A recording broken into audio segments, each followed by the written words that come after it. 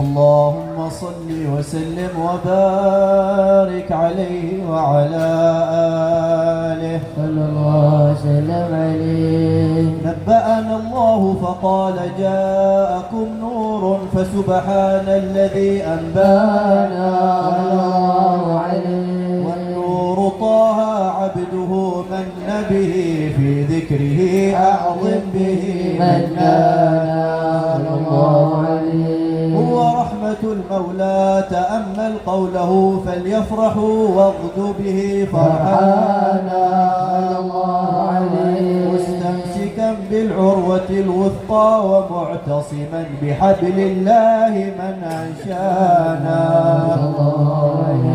واستشعرا أنوار ما قيل متى كنت نبيا قال آدم كان بين التراب وبين ماء فاستفق من غفلة عن ذا وكن يقضانا واعبر إلى أسرار ربي لم يزل ينقلني بين الخيار مصانا لم تفترقني شعبتين إلا أنا في خيرها حتى بروزي أنا صلى الله عليه. فأنا خيار من خيار قد خرجت من نكاح لإلهي صانا الله عليه. طهره الله حماه اختاره وما براك مثله إنسانا الله عليه. وبحبه وبذكره والنصر والتوقير رب العرش قد أوصانا يا ربنا صل وسلم دائما على حبيبك من إليك دعانا اللهم صل وسلم وبارك عليه وعلى آله. اللهم صل وسلم وبارك عليه وعلى آله. وأجمل منك لم ترى قط عيبي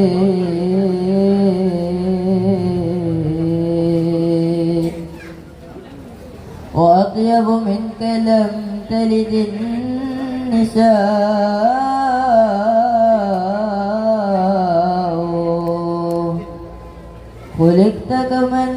خلقت مبرأ من كل عيب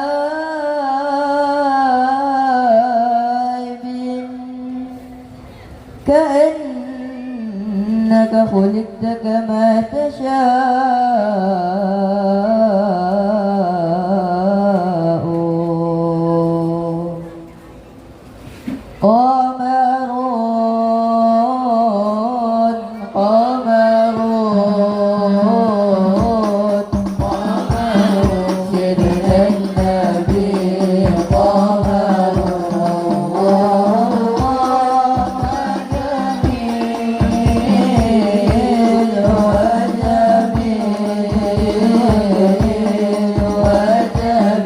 سيدنا النبي وجميل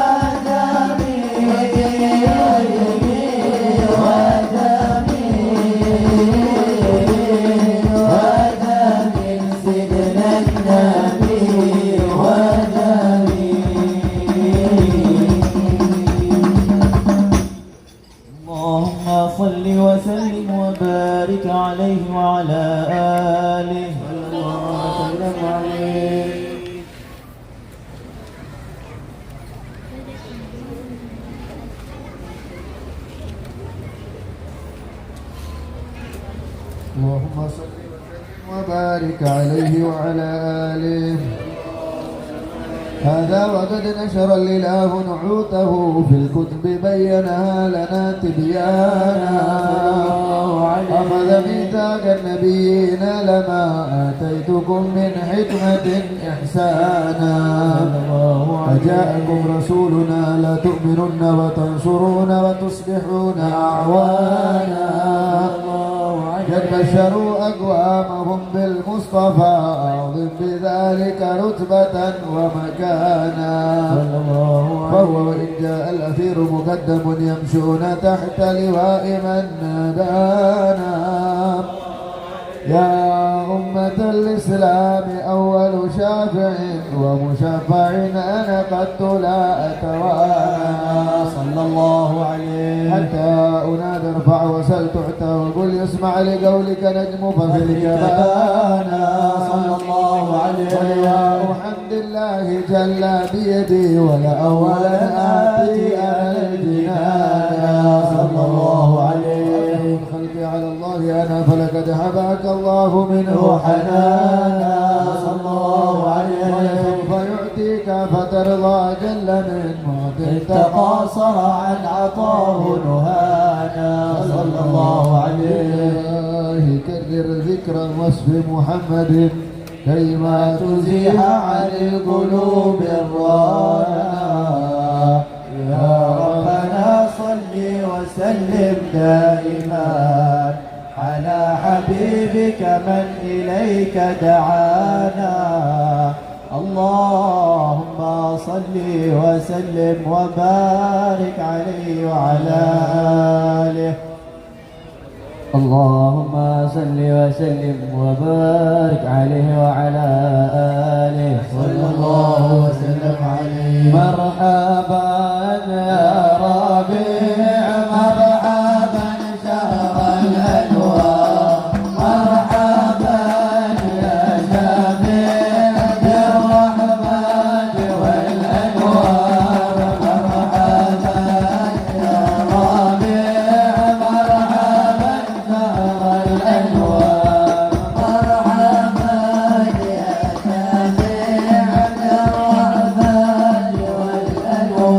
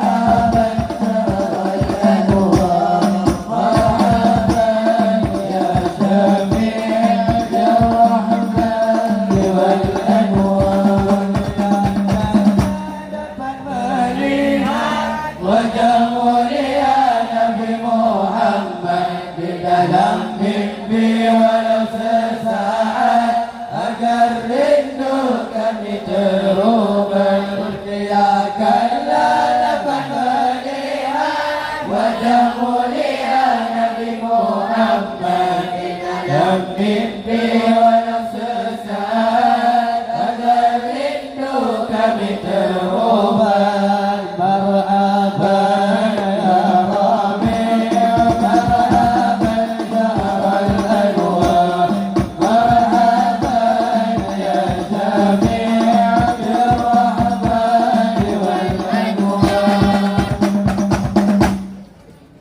اللهم صل وسلم وبارك عليه وعلى آله صلى الله وسلم عليه.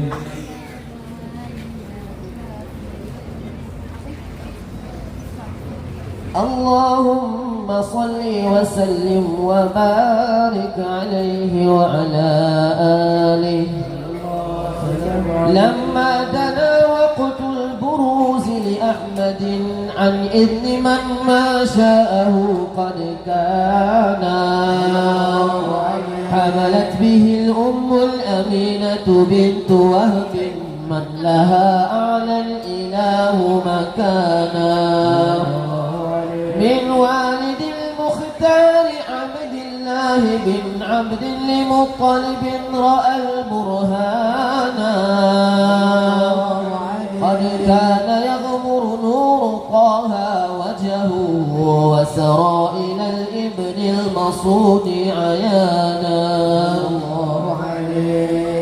وهو ابن هاشم الكريم الشهم بن عبد مناف بن قصي كان والده يدعى حكيما شأنه قد اعتلى أعزل بذلك شانا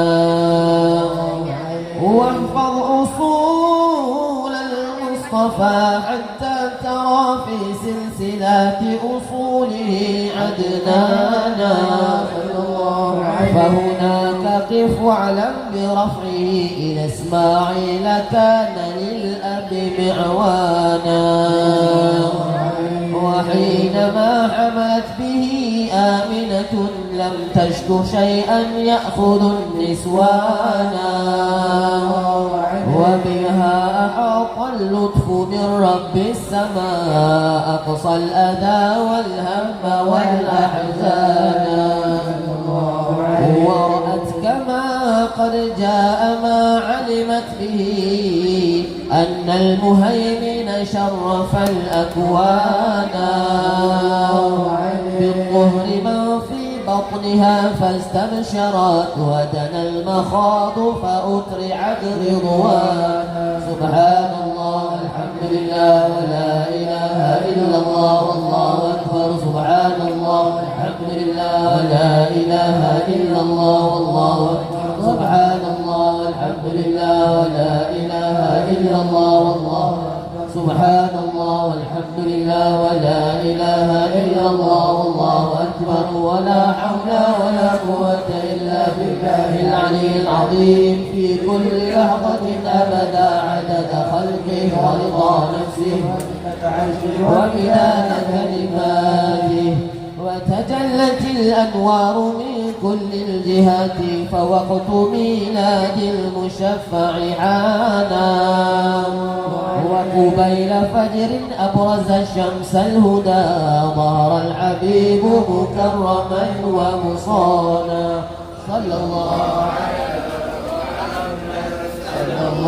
عليه وسلم صلى الله على محمد صلى الله عليه وسلم يا نبي سلام عليك يا رسول سلام عليك يا حبيب سلام عليك يا رسول الله صلوات الله عليك يا نبي سلام عليك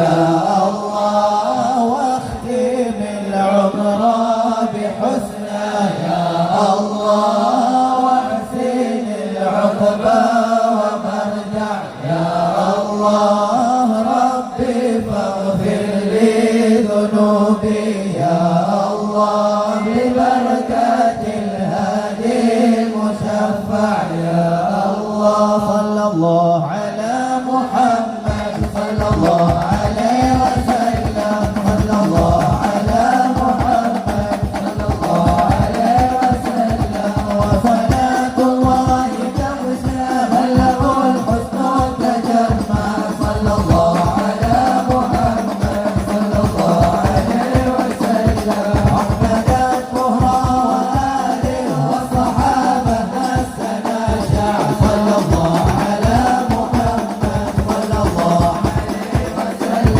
صلى الله على محمد صلى الله عليه وسلم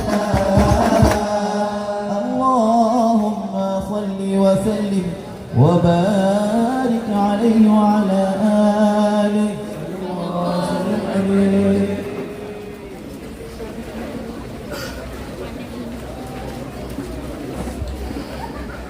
اللهم صل وسلم على سيدنا محمد وعلى آل سيدنا محمد أشرق البدر علينا فاختفت منه البدور مثل حسنك ما رأينا قط يا وجه السرور أنت شمس أنت بدر أنت نور فوق نوري أنت إكسير وظلي أنت مصباح الصدور يا حبيبي يا محمد يا عروس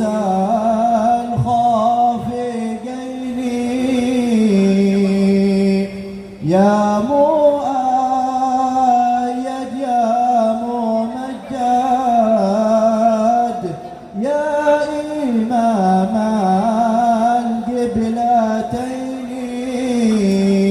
القبلتين من رأى وجهك يسعد يا كريم الوالدين حوضك الصافي المبرد وردنا يوم النشور ما رأينا العيسى حناك بالسورة إلا إليك والغمام أهلك أضلت والملا صلى عليك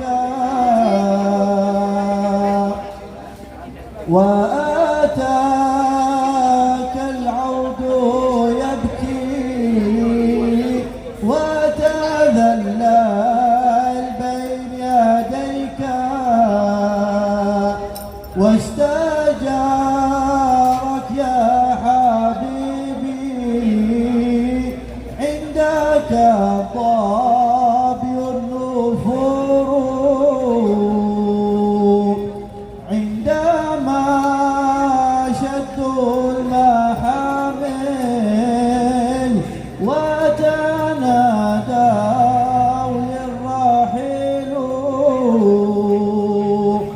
جئتهم والدمع سائل قلت قف لي يا دليل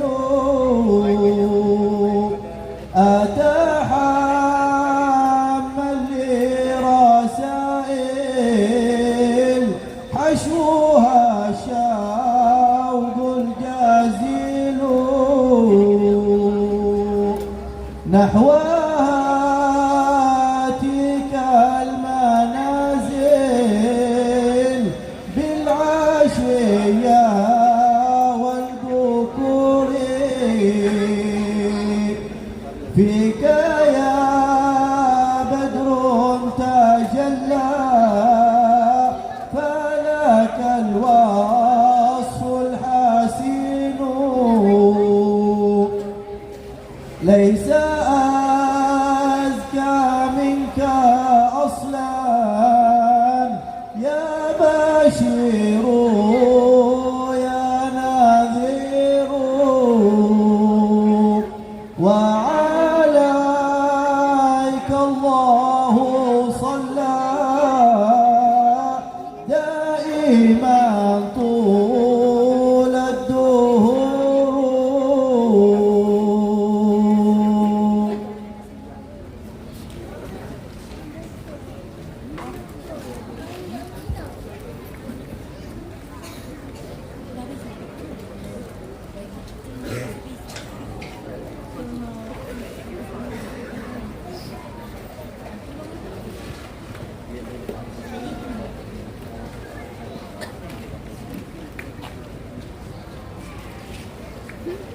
Bismillahirrahmanirrahim. Alhamdulillah. Alhamdulillahi Rabbil Alamin. Wassalatu wassalamu ala asyrafil anbiya'i wal mursalin.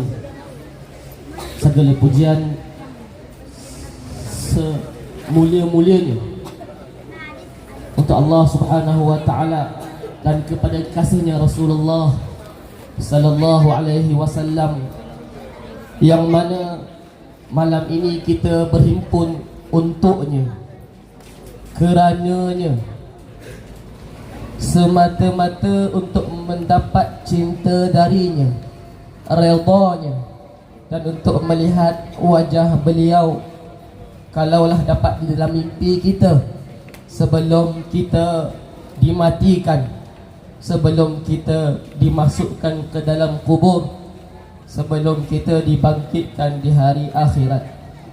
Wailun liman lam yarani yaumal qiyamah. Dan ketika mana selepas di akhirat, Allah Subhanahu wa taala akan pilih mereka-mereka yang bahagia sahaja untuk melihat wajah Rasulullah sallallahu alaihi wasallam. Ketika itu Nabi berkata, wailun, celakalah liman lam yarani, siapa yang tidak dapat melihat aku di akhirat, Yaumal Qiyamah, ketika mana telah sampai waktu penghisapan hari kiamat, hari akhirat. Tuan-tuan yang dimuliakan oleh Allah Subhanahu wa taala, perhimpunan kita pada malam ini adalah untuk kita memperingati perhimpunan kita yang di sana. Bagaimana kita cinta Rasulullah sallallahu alaihi wasallam di sini, kita harap di sana kita boleh bertemu dengan Rasulullah. Dalam keadaan kita cinta pada dia, kita tak nak di sana kita berjumpa dengan Rasulullah, Rasulullah berpaling daripada kita. Kita tak nak apabila kita berjumpa dengan Rasulullah sallallahu alaihi wasallam, Rasulullah tidak mahu bertemu dengan kita. Dan kita tak nak di sana bila kita nak bertemu dengan Rasulullah, kita ditahan oleh malaikat, tak boleh, kamu tak boleh berjumpa dengan Rasulullah. Kamu akan orang itu akan berkata, wahai malaikat, aku adalah umat Nabi sallallahu alaihi wasallam. Tapi malaikat kata apa? Tak boleh, kamu tak layak dan kamu tak boleh bertemu dengan Rasulullah.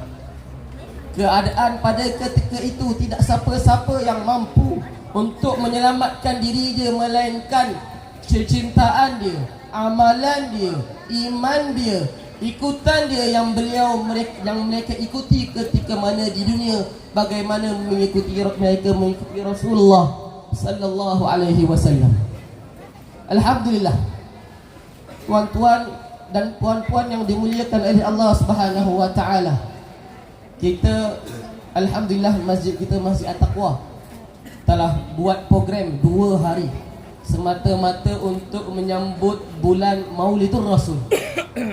Bulan ini saya tak panggil dengan hanya bulan Maulidur Rasul, tetapi inilah bulan cinta. Orang kafir dia ada, kita panggil dia dengan apa dia? Valentine, hari kekasih. Tetapi kekasih mereka dengan siapa tuan-tuan? Dengan orang yang lara, yang sia-sia, orang yang cinta kepada dunia yang jauh daripada Allah.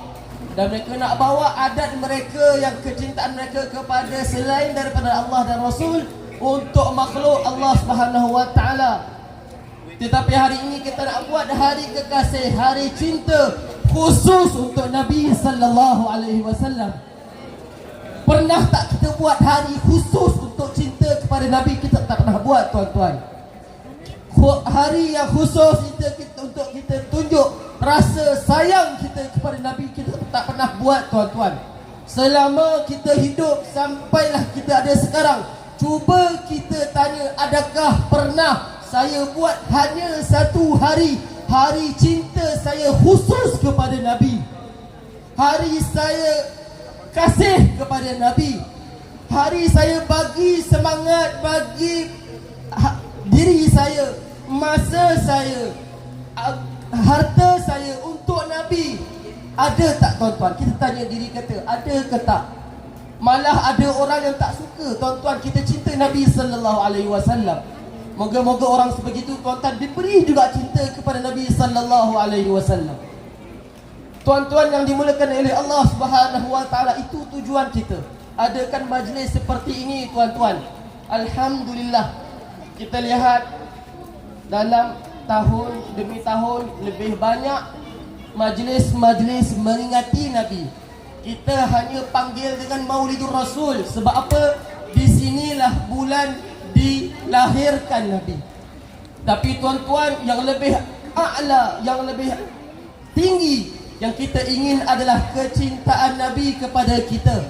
Usaha kita dengan kita himpunkan diri kita, dengar sirah Nabi yang mereka bacakan, pujian-pujian, qasidah, nasyaid yang dilantunkan oleh mereka, supaya ada rasa tambah-cambah cinta kita. Orang Melayu selalu kata, tak kenal maka tak cinta. Dan kita baca sirah Nabi itu semata-mata untuk kita lebih mengenali beliau, supaya apa? Cambah cinta kita. Seperti mana saya kata tadi, bulan ini kita panggil bulan cinta. Dan Rabi', asalnya Rabi' ialah bulan yang untuk Arab adalah bulan, kita kata mekarnya bunga. Bermulanya, orang kata musim bunga lah, macam tu. Dan pula pada bulan itu pula lahirnya Rasulullah.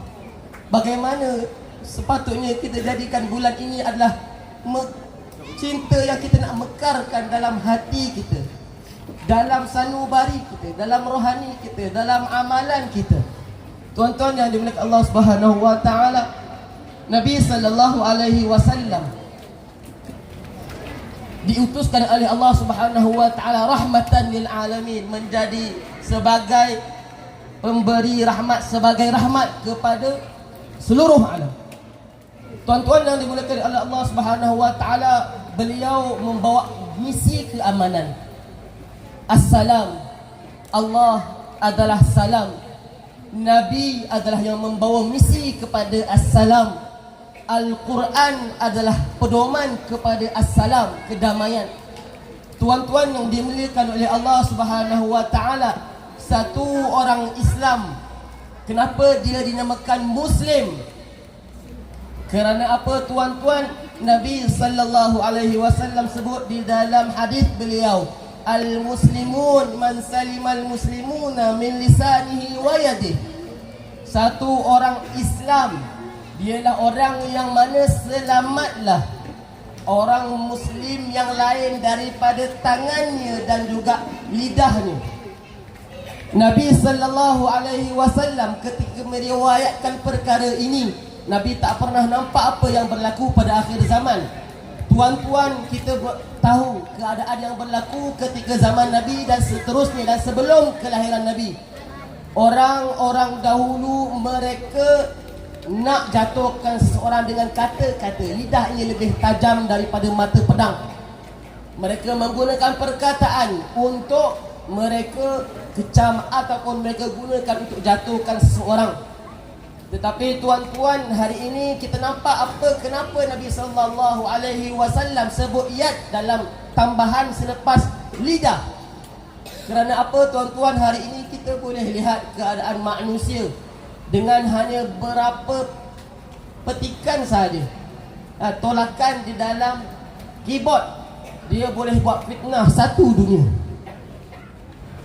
Jadi tuan-tuan, apa yang dituntut kepada umat Islam hari ini, tuan-tuan, orang Islam hari ini, jaga lidah dan juga tangan dia daripada fasad, kerosakan di muka bumi Allah Subhanahu wa taala. Di situ juga misi Nabi sallallahu alaihi wasallam bawa, iaitu kedamaian. Ketika Nabi sallallahu alaihi wasallam berada di Mekah, tuan-tuan, As-salam yang disebutkan di dalam Al-Quran ada 140 tempat. Dan gabungan daripada ayat-ayat Al-Quran yang menceritakan As-salam ini ada 44 kesemuanya. 5 sahaja yang disebutkan ketika mana Nabi telah berhijrah ke Madinah. Yang lain semuanya adalah Makki, iaitu ketika Nabi sallallahu alaihi wasallam di Mekah.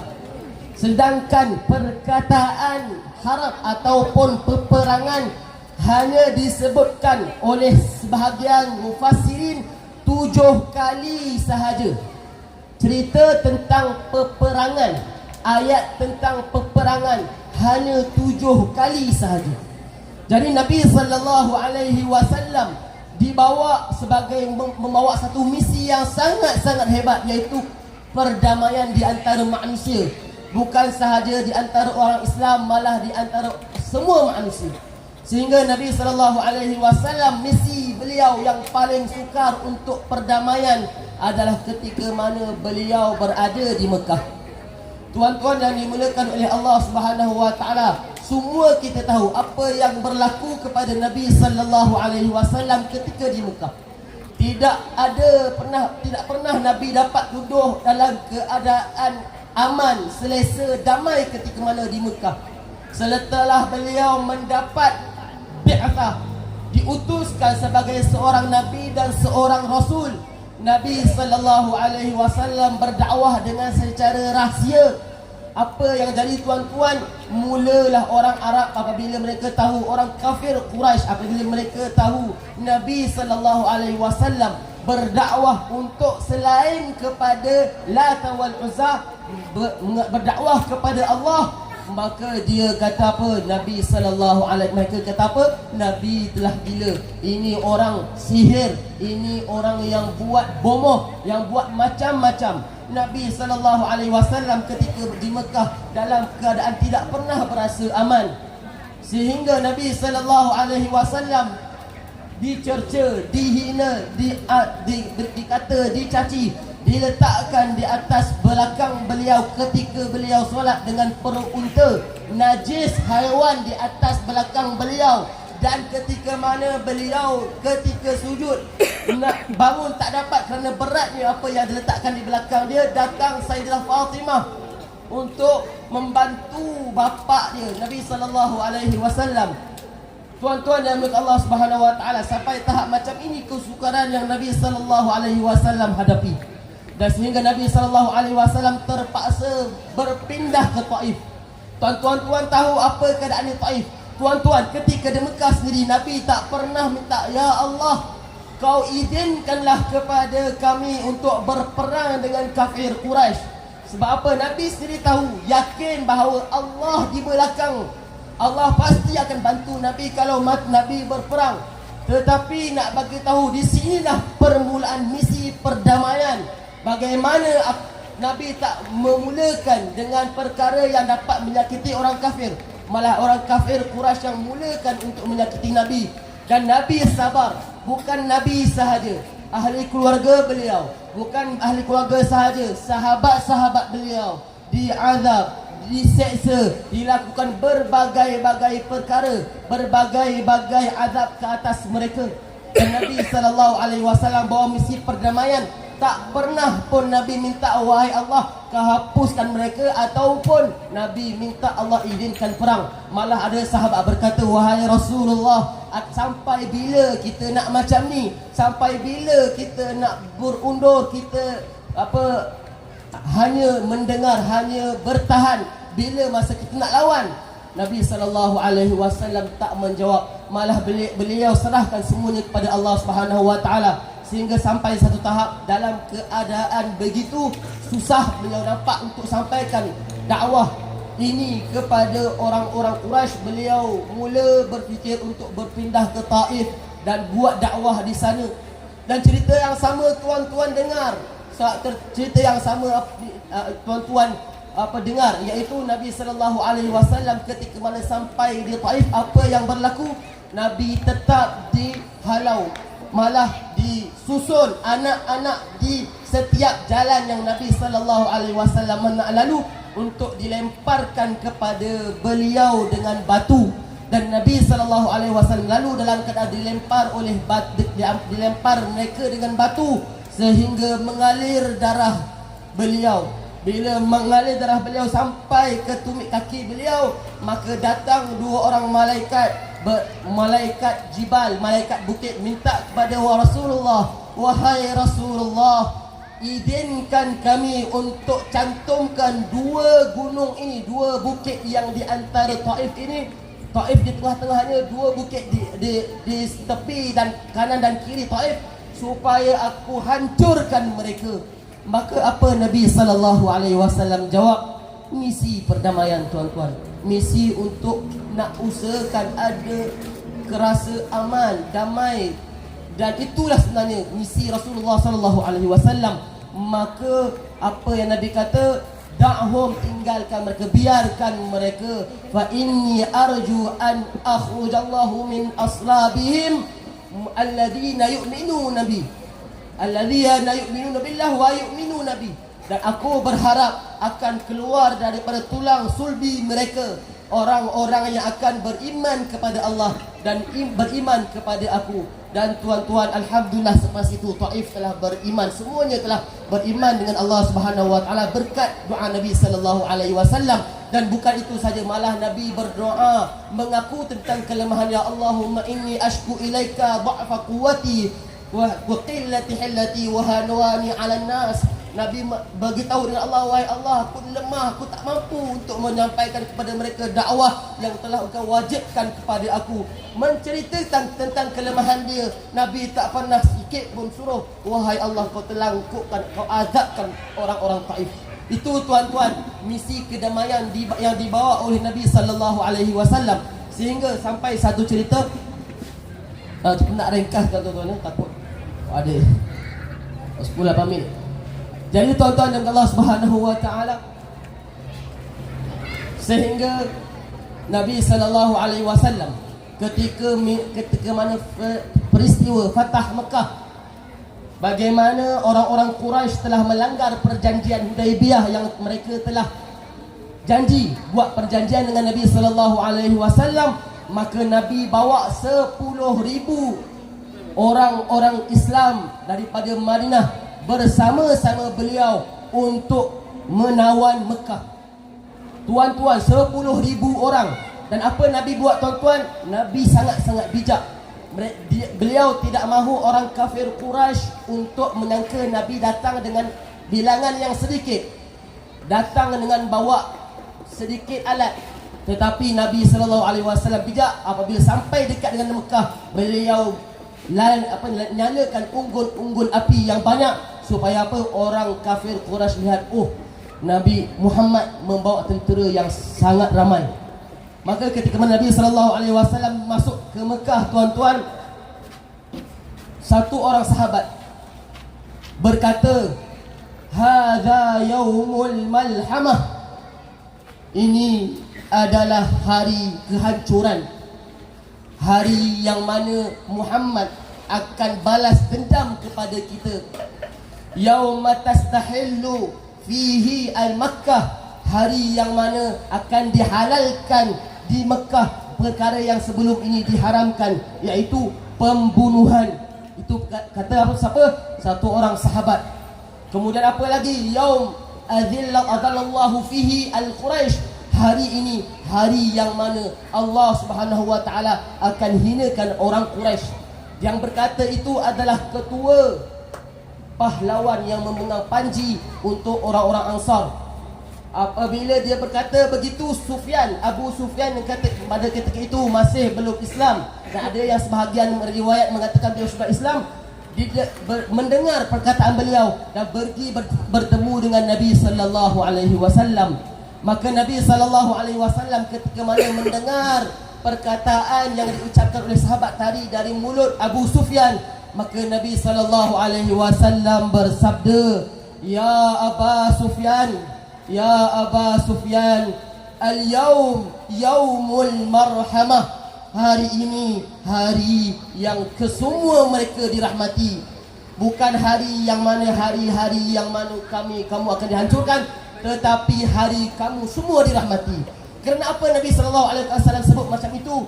Kerana apa? Sahabat-sahabat sebelum ini telah diseksa, telah dihina, dibuat macam-macam di Mekah. Adakah tidak ada rasa keinginan untuk balas dendam? Ya, pasti terdetik di kalangan sahabat-sahabat untuk balas dendam.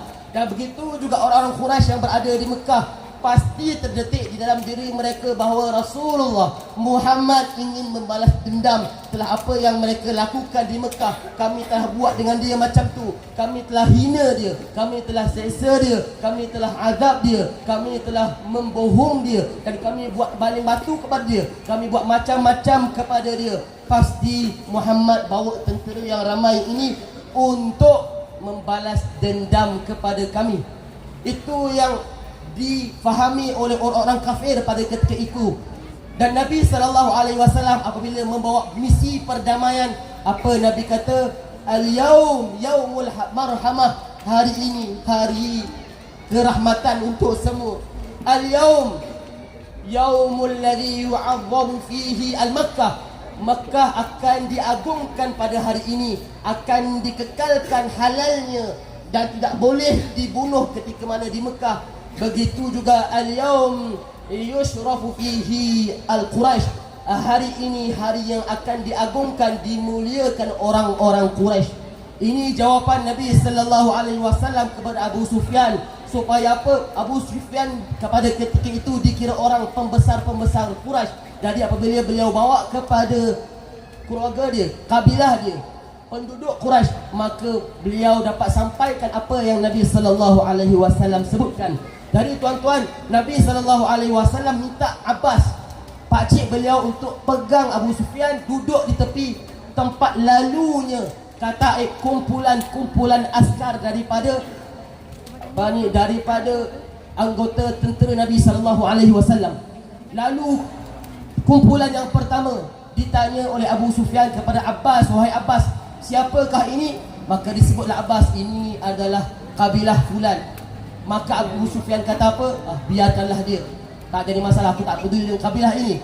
Masuk lagi kumpulan tentera yang lain, ditanya lagi, "Siapakah kabilah ini wahai Abu Sufyan, wahai Abbas?" Wahai Abbas, maka Abbas menjawab, "Ini adalah kabilah dari fulan." Berlalulah kumpulan yang besar, sehinggalah lalu satu kumpulan yang sangat besar, yang sangat ramai, yang pada ketika itu Abu Sufyan berkata, siapakah mereka ini? Dari golongan siapakah mereka ini? Maka Abbas berkata, inilah golongan Al-Ansar dan Muhajirin yang mengikuti Nabi sallallahu alaihi wasallam. Maka Abu Sufyan berkata kepada Abbas, "Wahai Abbas, hari ini hari yang mana kerajaan semuanya milik anak saudara kamu. Tidak akan ada sesiapa yang mampu untuk menghalang angkatan tentera yang besar ini." Maka apa jawab Abbas? "Wahai Abu Sufyan, ini bukan kerajaan, ini bukan takhta, ini bukan raja, tapi inilah nubuwah, inilah kenabian, inilah kerasulan. Dapatnya Nabi SAW dengan perkara ini adalah kerana beliau adalah Nabi Allah dan beliau adalah Rasul kepada Allah Subhanahu Wa Taala. Dan masuklah mereka, sehingga Nabi sebut sesiapa yang masuk ke rumah mereka sendiri, mereka akan berada dalam keadaan salam, damai. Dan siapa yang masuk ke rumah Abu Sufyan, nak muliakan juga Abu Sufyan, mereka juga akan aman. Dan Nabi SAW pernah berjumpa dengan orang-orang Quraisy, dan orang Quraisy kata apa? Wahai Muhammad, apa yang kamu akan lakukan kepada kami? Maka Nabi SAW bertanya, apa yang kamu inginkan? Maka orang Quraisy berkata, akhun karim wa ibnu akhin karim, saudara yang mulia dan anak saudara yang mulia. Kerana apa? Orang Quraisy masih ada hubungan keluarga dengan Nabi SAW. Sebagaimana satu saudara dia berbaik dengan saudara dia, buat baik dengan saudara dia, begitulah permintaan orang Quraisy kepada Nabi.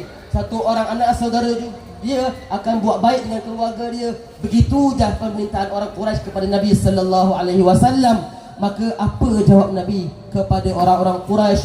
Wahai orang Quraisy, walaupun Nabi dah pernah macam-macam kena, tapi apa yang Nabi jawab? Idhabu fa antumut tulaqa, idhabu fa antumut tulaqa, pergilah kamu semua. Dalam keadaan masa itu semua orang fikir Nabi akan buat macam-macam. Dalam keadaan masa itu semua orang kafir melihat kami akan hancur, kami akan dibunuh, kami akan diseksa, kami akan dipisahkan kepala daripada badan kami akan dijadikan hamba-hamba, anak-anak akan dijadikan hamba sahaya, perempuan-perempuan akan jadi balu, jadi mati kematian suami-suami mereka. Tapi apa yang mereka dengar daripada Nabi SAW? Idhabu, pergilah kamu semua, pergilah kamu semua, fa antumut tulaqa, sesungguhnya kamu semua telah dibebaskan. Langsung Nabi SAW tak suruh dibunuh, tak suruh ditahan, tak buat apa-apa pun, dibebaskan begitu sahaja. Inilah misi kedamaian Nabi SAW. Jadi tuan-tuan, iktibar yang kita nak ambil daripada ini apa dia tuan-tuan? Kisah kita dah ceritakan, macam mana riwayat Nabi SAW kita dah ceritakan. Tapi apa iktibar yang dapat kita ambil? Hendaklah saling kita, orang Nabi SAW buat dengan orang kafir macam tu, macam mana dengan orang Islam? Sehingga dalam ketika mana Fatah Mekah, ketika mana orang sahabat tadi berkata apa? Hadza yaumul malhamah, hadza yaumun tustahalul Ka'bah, wa hadza yaumun tastadillu al-Quraisyah. Apa Nabi buat? Dipanggil sahabat tadi yang memegang bendera Ansar tadi, dipanggil di depan Nabi. Berdirilah, datanglah tadi sahabat tadi kepada Nabi SAW. Ditanya, apa yang kamu kata? Maka disebutkan perkara tadi.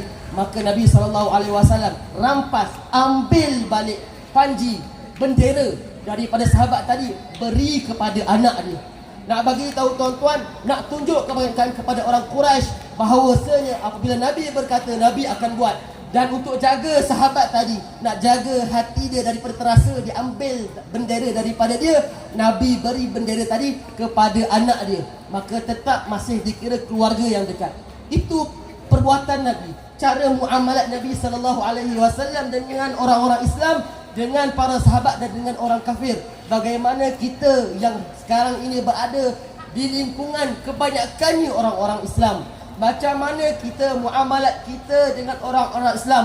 Adakah kita merasa damai bersama dengan saudara kita, atau kita rasa tak seronok, rasa gelisah duduk dengan saudara kita? Tuan-tuan dan puan Allah Subhanahu Wa Taala, inilah sahaja malam ini.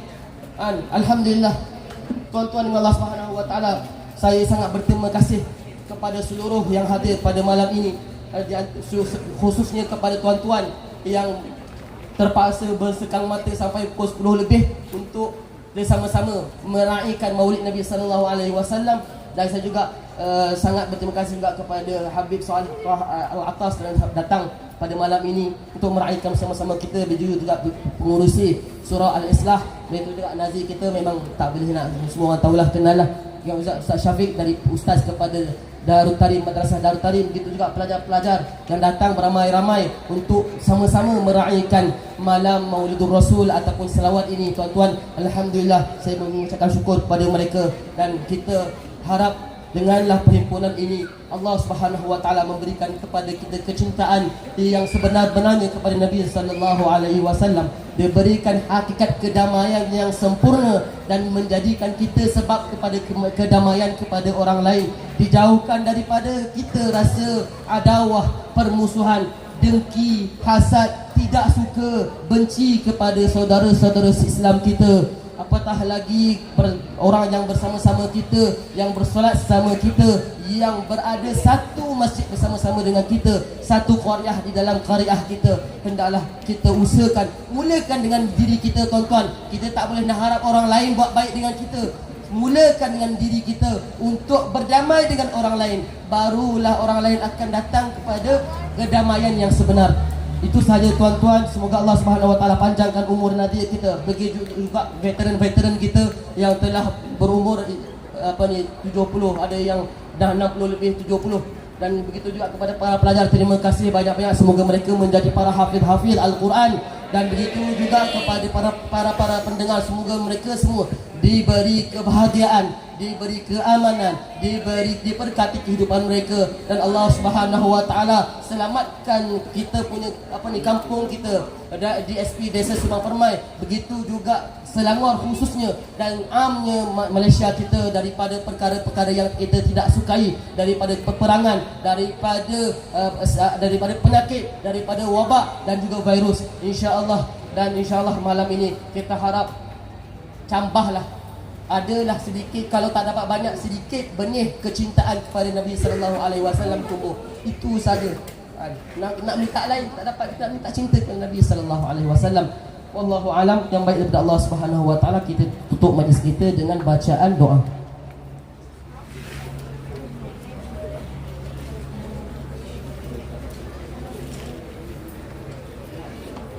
Sallu ala Nabi Muhammad. Assalamualaikum.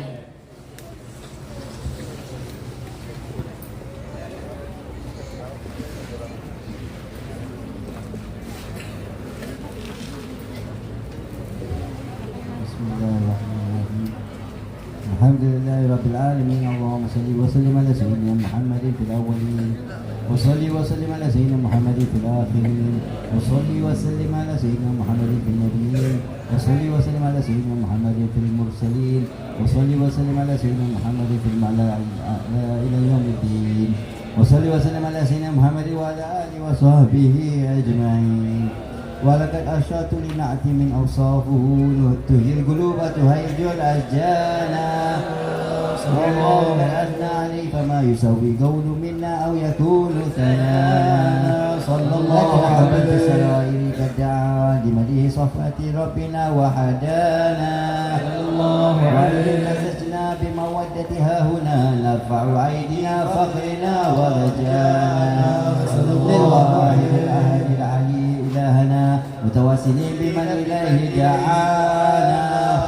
وآله وحبيبه وصفيه زين الوجود به إله حبانا.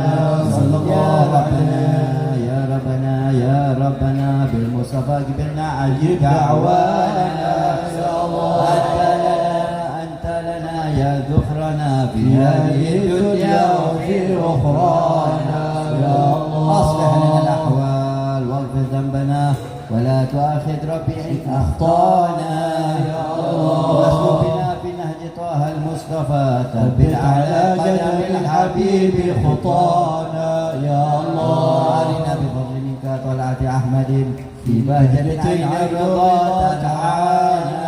يا الله وارفض به في كل حال حبلنا وعبادنا من ود ومن والانا. يا الله والمحسنين ومن أجاب نداءنا وذوي الحقوق وطالبا أوصانا.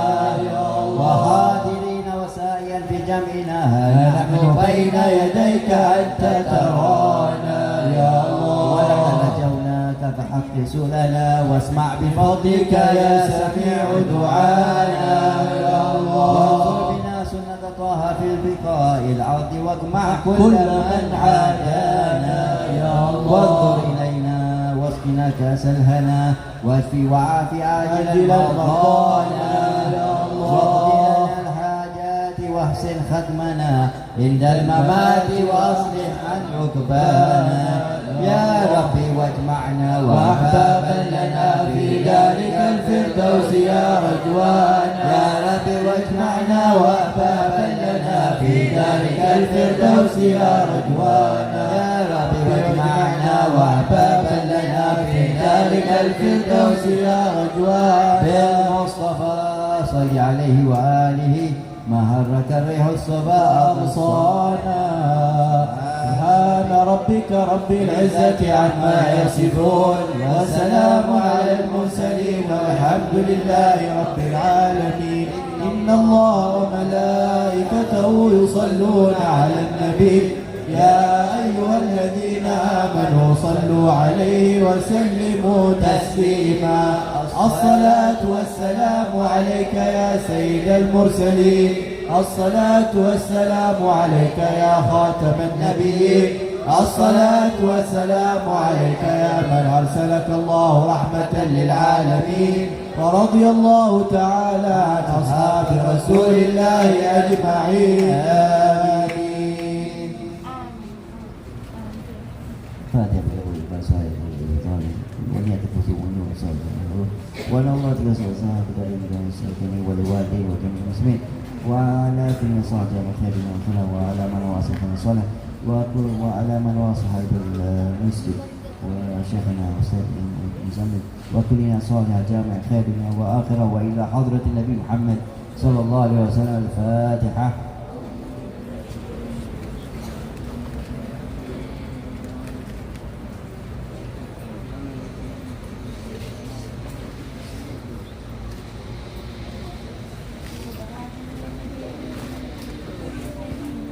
تقبل الله منكم تقبل الله من الجميع.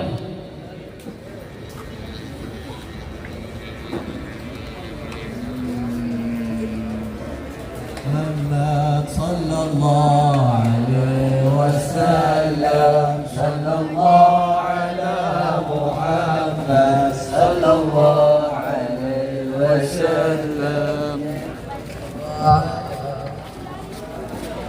صلى الله عليه وسلم صلى الله على صلى الله عليه وسلم. Belakang meeting ah.